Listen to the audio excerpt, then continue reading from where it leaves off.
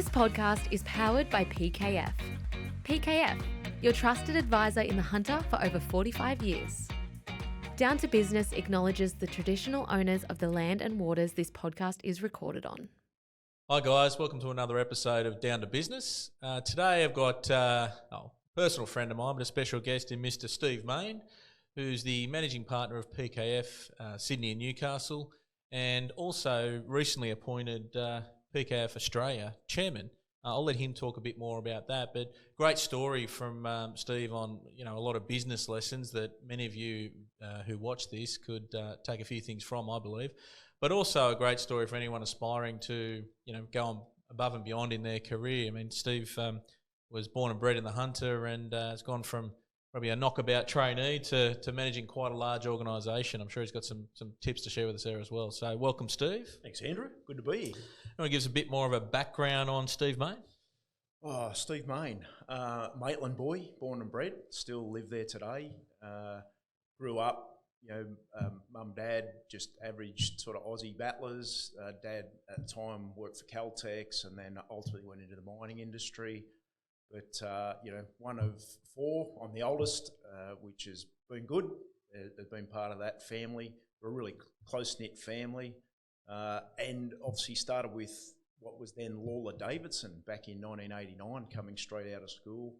That then became Lawler Partners, that then became PKF Lawler, that today is PKF. So it's been a really good journey. I enjoy, still living in Maitland. I enjoy being part of PKF and working locally, and it just lets you, build on your network for both business and social activities. That has been a good journey. Yeah, great.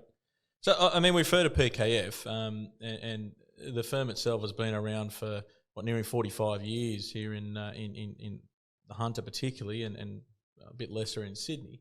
But PKF itself, many people, some would know, a lot of people would know, especially in the major cities, and I guess, but for viewers that don't know, what is PKF? Yeah, look, PKF itself has been around for well over 50 years.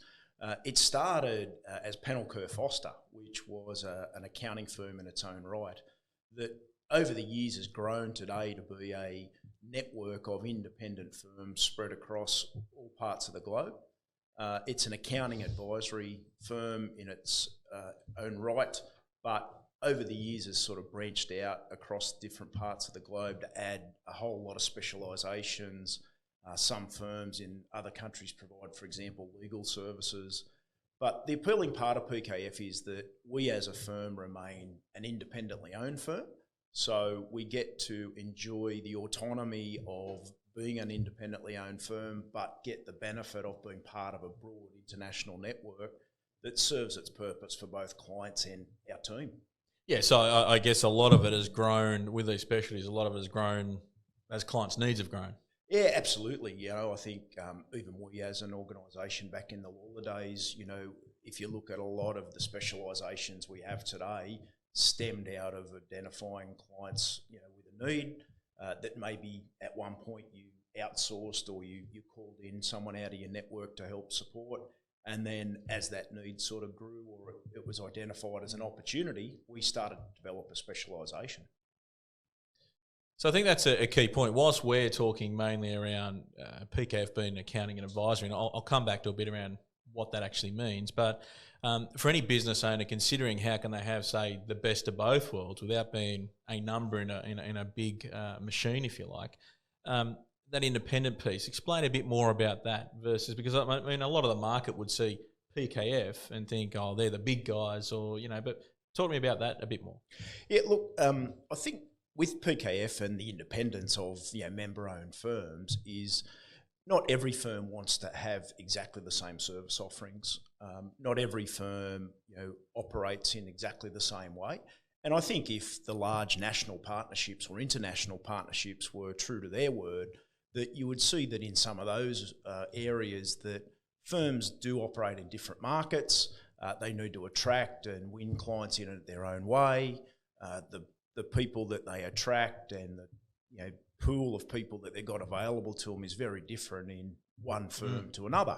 So the beauty of a federated model has been that we still get to be able to identify how we position that brand in our market. Of course, we've got brand guidelines and the like, but if we then want to take that specialisation as an example into our market that maybe doesn't suit the next market, well, the federated model lets you do that.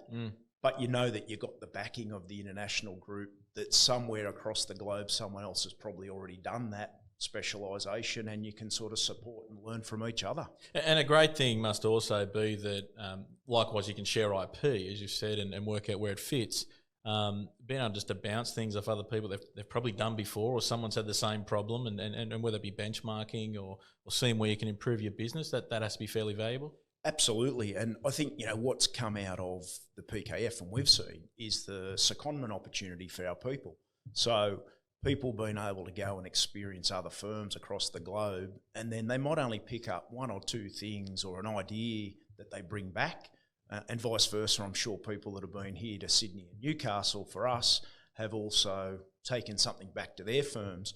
And then it just allows you, as you say, to one, connect with that firm, two, bounce off ideas, and three, share how you might go about building a specialisation that you maybe thought I didn't know how to go about myself at one point in time. Yeah, and I think that's a great point. I think one of the other things I'd imagine from a business owner's point of view, being your clients, the fact that the world is becoming smaller. I think we've seen that during COVID, and the globalisation. People are doing business not just in the local community, but everywhere around the world for that matter. You've got, and that's probably one of those benefits of that, sister-like firms, if you like, that you can leverage off to help your own clientele. Yeah, for sure, mate. I think if I go back to the Lawler days, and we had international alliances that were loose in their structure, certainly not under the one brand, but in the early days, when we set that up and became part of it, it was about client need. Yet when you looked at the number of clients that maybe touch pointed with that need back then to today, what you see in the client base, as you correctly say, the world's just become a whole lot smaller. And so having that network that you can pick up the phone or jump on a Teams call, shoot them an email, and then be able to put a client in touch with a member firm in the US or the UK, it's been invaluable. And I think if you're going to position in the SME land to look after clients and help them go on a journey, then at some point in time, most clients will touch point with an overseas interest, whether it be a supplier or a customer. Yeah, good. And I think for business owners generally, and people watching this, that think about your own business and where you can leverage the same type of opportunity. Most industries have industry groups or member bodies or something to involve with, and if there's not, start one. Reaching out with non-competitors, if you like, so you can actually get the best of both worlds, because you don't actually have to sell out or be a part of these big machines to still get some of that upside. Yeah, and I think the other thing is, as a business owner, it's a good opportunity for you to just try before you buy to some extent. You're thinking of maybe going into an area or a service offering, or you're thinking about dealing in another country. The sort of networks that we've been part of over the years has allowed you to sort of tip your toe in the water and see how it goes without that full-on commitment to a greenfield setup site or something like that. Very good.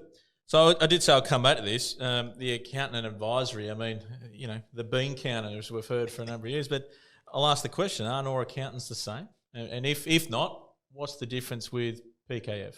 Yeah, look, mate, we've all been called the bean counters from time to time, and I'm sure we've all been called plenty of other names as well. So, but I think, on the majority, people would view the accountant as the person that sits there and just deals in numbers day in, day out.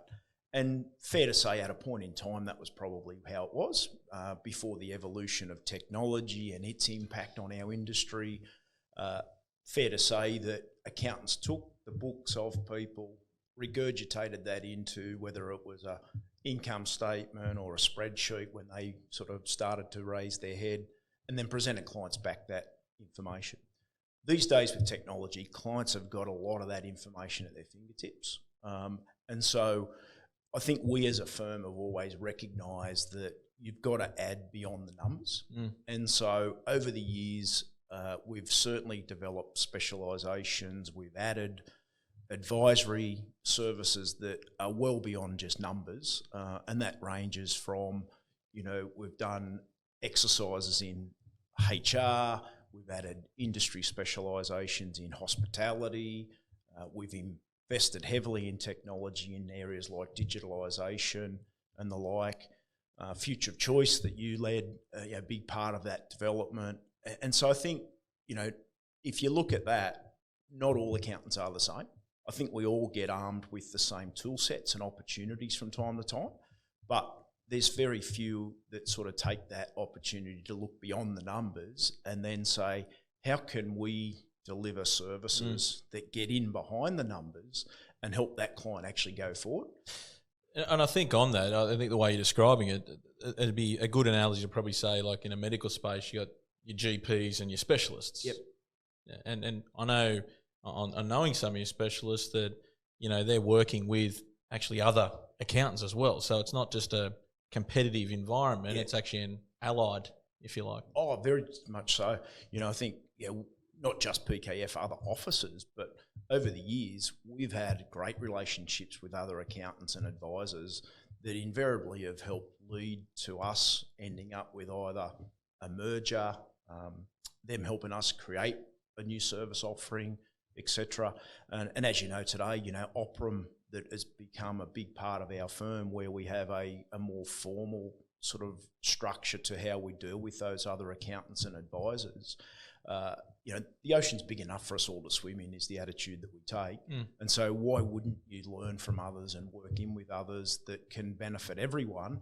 And I think, that's why we're a bit different. I think we've always been comfortable in our own skin, but equally comfortable to reach out when we know we need help or we're a bit out of our depth to create an offering that will benefit the client ultimately. Yeah, good.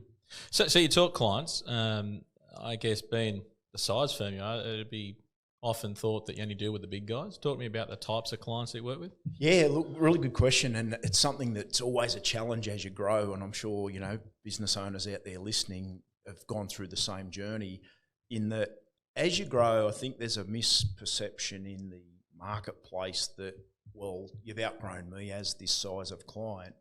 But I think if you look at the heart of our bread and butter clients, we deal with the privately owns.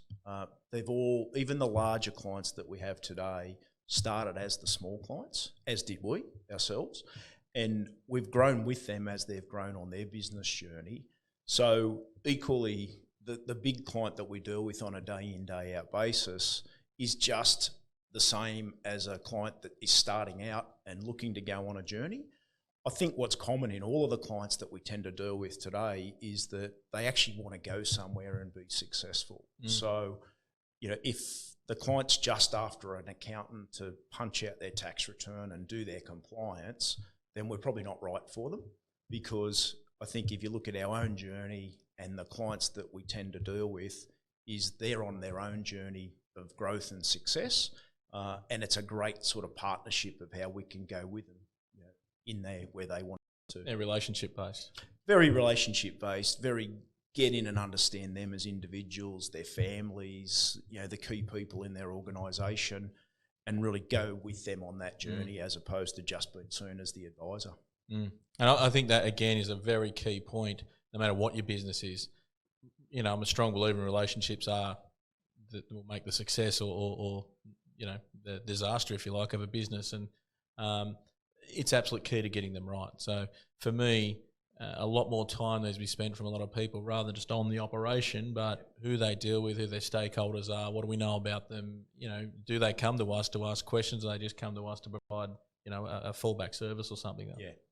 And I think, mate, if you look at our training and development programs are very much geared towards, at a very young stage of our people, get them out with clients, get them building relationships with clients, get them understanding the businesses.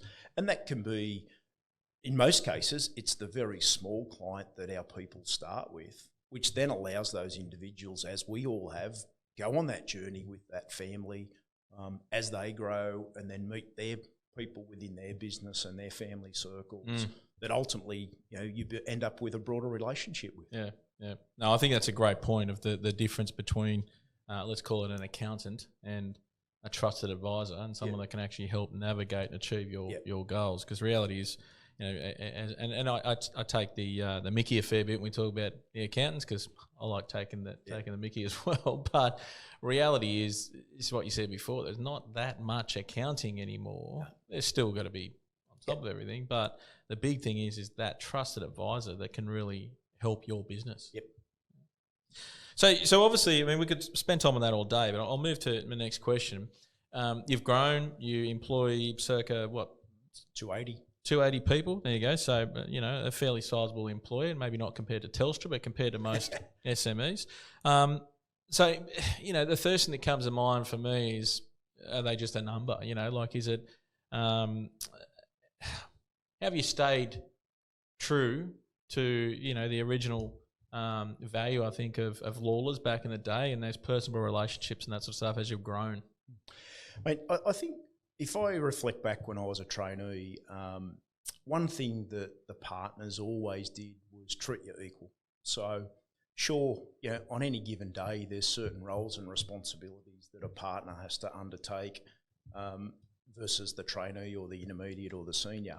But I think inherently what's always been a part of the fabric of the organisation is that you're not seen as a number, and people are seen as people. And really, that stayed with me all the way through, in the sense that I think you've got to get the people piece right.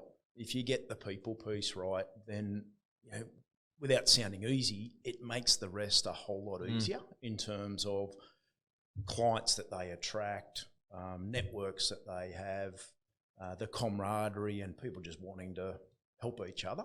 I think that's a good point. I'm sorry to interrupt, but I think, a thing that's always resonated with me is the great Jim Collins said, don't even worry about the what until you've got the who sorted. Yeah, absolutely, mate.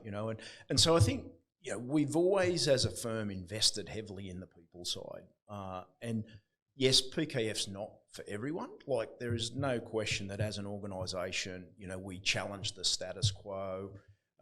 We give people an opportunity to be challenged and go places. And some people, that's not for them, and that's okay too. That's just part of the journey. But for those that really do get in and embrace it, I think we've got many success stories where people will sort of view it as, well, I wasn't just a number. They actually genuinely cared about where I want to go and how can they help me get there. And so that's been a real part of who we are. And for me, I just, I love, as I love walking around the office and having a chat to people. I love when we communicate and share success stories. I love things like the end of financial year ball, where we're all there as one, everyone's an equal, and we're just having a good time together. So for me, if you break it down, you've got to invest in the people aspect of it. But if you invest, I think for every hour you put in, you get 10 hours back quite comfortably. Well, I think you've seen that playing out now during this whole COVID, period, if you like, last year and this year, and the input and the feedback, I guess, from the people. Yeah, look, I think, it's pleasing to know that we're not there yet, but we've come through the back end of the COVID journey, still managing to add and recruit people and add our numbers. So that's always a good sign in itself. But I think, most people will say that one thing we've done well is reach out and make sure people are doing okay. We've kept the communication channels open all the time, added extra support in and around people as they've needed it. And so to me, that's just part of the journey, mate.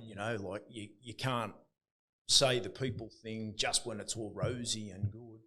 It's when the chips are down and everyone's got to bunker together to get through it. I think that's where our investment in people has shone through in the last sort of 2 years. And I think, again, from a business owner's point of view, some of the things I know you do and everyone can learn from is detailed training plans, comprehensive training plans for your people, individual mentoring. I know that's very appreciated. Development plans, the flexible working arrangements, the support when people need, and probably comes in the flexibility, but the time off or the parental leave, I know is, top class. So there's a lot of things that are done that I think business owners need a bit of a hygiene check themselves to say, where are we at compared to the market? Yeah. And I think the other thing, you got to lead with that stuff from the front. I think we've always talked about everyone wants to be a family-friendly employer and flexibility and all that. But, as you know, mate, I've done that myself, with the family. Make sure you get to the sporting events, get involved with the kids' activities, get time out for yourself. And I think, if there's one lesson in it, you can't sort of put it out there and say to your people, we want you to do all this and it's okay to do all this, and then they look at you or the partner group and go, well, you're not doing any of that, so is it really authentic?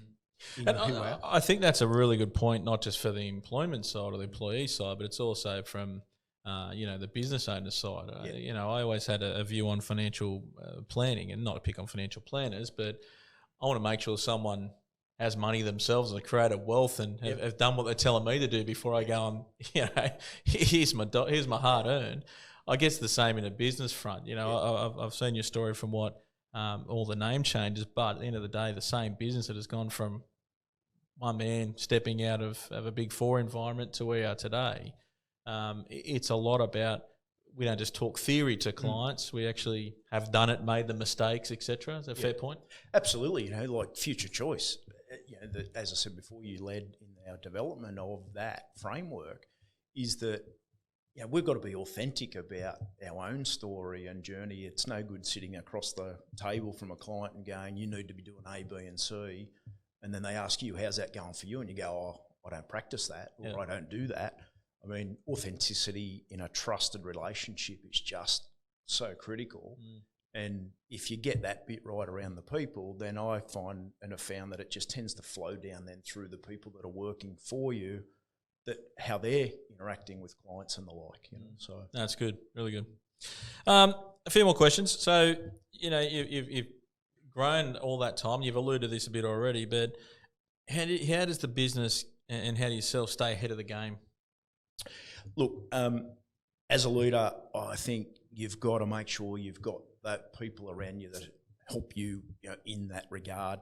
I think any CEO or managing partner that sits there and thinks they've got all the answers, are kidding themselves. So to me, it's always been about, as you know, my style is quite a collaborative style, in that people like yourself that do a lot of reading and, send me emails on, hey, have you seen this? Equally, I get that across the organisation. So to me, I think you've got to have those sort of forums and frameworks that allow the organisation at large to be feeding you bits and pieces of what's going on, as much as you do your own sort of reading and research and the like. And then I think you just got to be willing to take a risk. There's plenty, as I said before, most accounting firms or advisors will have been 9 times out of 10 presented the same sort of tool set or an opportunity to go into this space. And for whatever reason, it's only a few that take it and do it. And so I think, to stay ahead of the game, you've got to, 1, do your research, 2, take that calculated risk as best you can, and then 3, sort of learn to fail fast and fail cheaply, to then go, well, you know what, it's actually not working, so let's just adjust, or what have we learned from that process? Well, I know that a saying we've referred to a lot is, and we learned from someone else, but build the plane as you fly, and don't be flippant with that and tell people just to go into high risk environments. But too often, as a business owner or a leader, you're waiting for that perfect scenario, which just doesn't exist. So, and by making some of those mistakes, it's your opportunity to actually learn, okay, what I need to change, maybe I need to tweak. Yeah, and I think things like think tank that we have, which is really that. So what's a think tank? So think tank's the opportunity for any one of our people to identify anything that's going on in the business that they think we could improve or implement this or do that a bit better.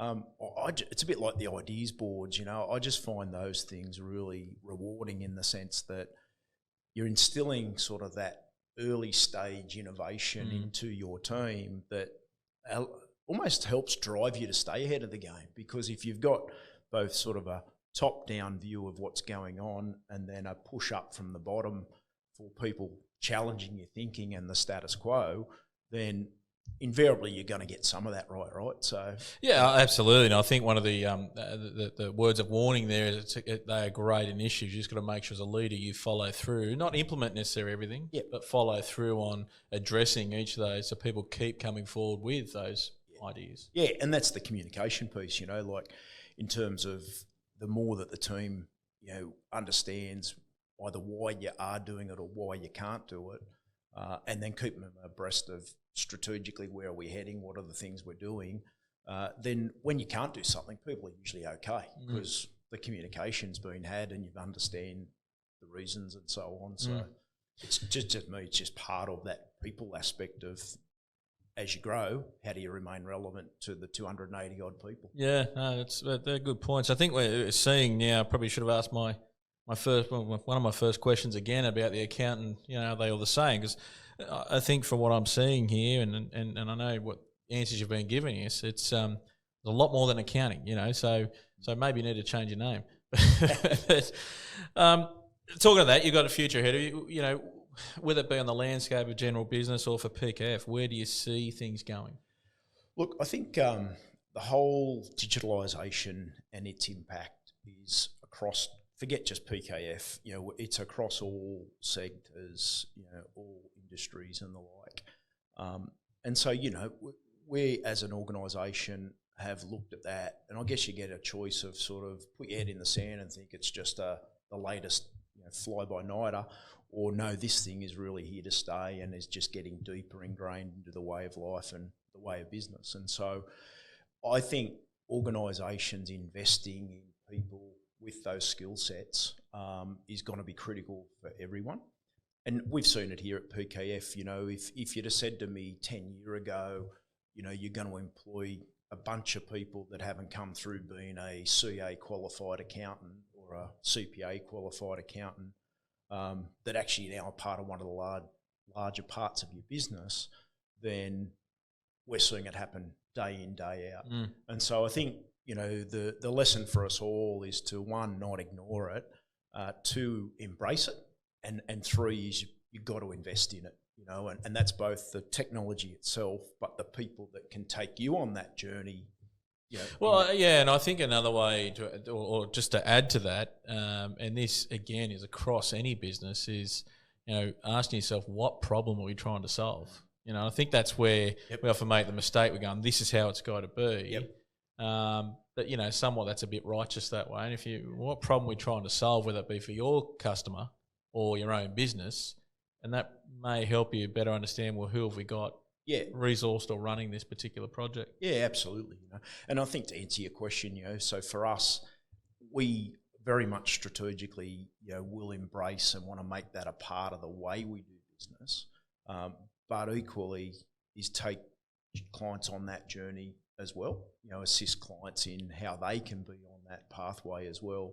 And I think the second thing for, if you look at what's going on in the Australian business landscape, the whole transition and succession aspect of the changeover of ownerships of businesses for the next, we've been saying the next 10 years will be the next big 10 years, but I think post this COVID sort of outcome, that'll be a massive part of the Australian business landscape. And so that in itself presents opportunities as much as it does challenges for us and for clients, generally out there in ability to buy, acquire, merge, whatever. Then I think that'll be again where we position PKF in that SME space as a firm that can truly assist, given our own succession journey over many years, on helping clients go down that path as well. Very good, very good. Exciting future. Probably last question, more for you as a leader in the business. What is your, for our viewers, your best and or hardest lesson you've learned in business? Good question. And it's ironic we just talked about digitalisation. So if I go back to mid-90s when I was finishing my CA program and the Institute first offered the technology chapter, I'd always had an interest in technology, as you know, and I said to the partners at the time, look, I think there's a real chance for us to position a consulting part of the business that we could go out and assist clients and all those things. And so I came up with this great idea of e-Lawler, which was, the concept of technology embraced around the Lawler brand. So it was before its time, let's just put it that way. So it didn't go anywhere near as successful as I'd hoped it would be. I'd actually handed over some client relationships to other partners because I thought it was going to be, the next best thing. And it didn't happen, but it was a great learning lesson for me in many ways. One was I didn't do enough research at the time in terms of, how it could go and where it could be and all that. Two, I probably thought I knew it all, and to some extent, and that it just had to work and be successful. And three is probably didn't assemble well enough the team around you to actually make it successful. And so if we go back to some of that earlier discussion on how do you stay ahead of the game and how do you keep the growth and all that, it taught me a really valuable lesson of bring many minds together that ultimately can all have their input and say, and then at some point out of that, hopefully you get the right journey that you should, or pathway that you should go on. So at the time I felt a bit of I failed in that regard, and geez, have I got that ability to sort of grow and lead something and so on? But I guess you get two choices, don't you? You go, well, that's it, it's all over, or you learn from it and push forward. And I think today, if I look at my role, it's been one of the best learning experiences I had in my career. Well, and I think anyone that's been probably successful in business or in an executive or leadership position for that matter, if you can't stop and reflect and have a look at, well, what happened, what went wrong, what went right, and grow from it, well, it says you're probably not having a crack and you'll probably, no doubt, cap what you actually achieve out of it. So, a good little practice for business owners to do, well, daily, if not weekly, etc. But, no, mate, that was great. So, look, we could talk all day on some of these points, but any closing points from a point of view of, whether it be the PKF model that people can learn from or business in general? Yeah, look, I think two things. One is I think the day you stop looking at how you're going and, even though we've had growth and many successes along the way, I think the day that you think you've made it and stop changing and learning and bringing new ideas to the table, I think it's probably the day people start to overtake you. And so I think in business, make sure that you take the time for that. I think the second thing is that people aspect. You don't have to, as a leader, have all the answers, but as I say, you've got to create the framework and the forums for which people can feel comfortable to put their thoughts and ideas on the table and not get defensive about that's anything personal about you're not doing well as a leader, but just accept that it's people's thoughts and ideas, and the more you can harness and gather them together, that will keep helping you stay ahead of the game. Would be my sort of closing comment. Great advice. Well, hopefully you got a lot out of that. Thanks, Steve, for a very insightful discussion, long overdue. And to all the business owners, please think back, take some notes, reach out in need. But until next time, thanks for joining us and Down to Business. Cheers. Thanks, guys. Thanks, Andrew.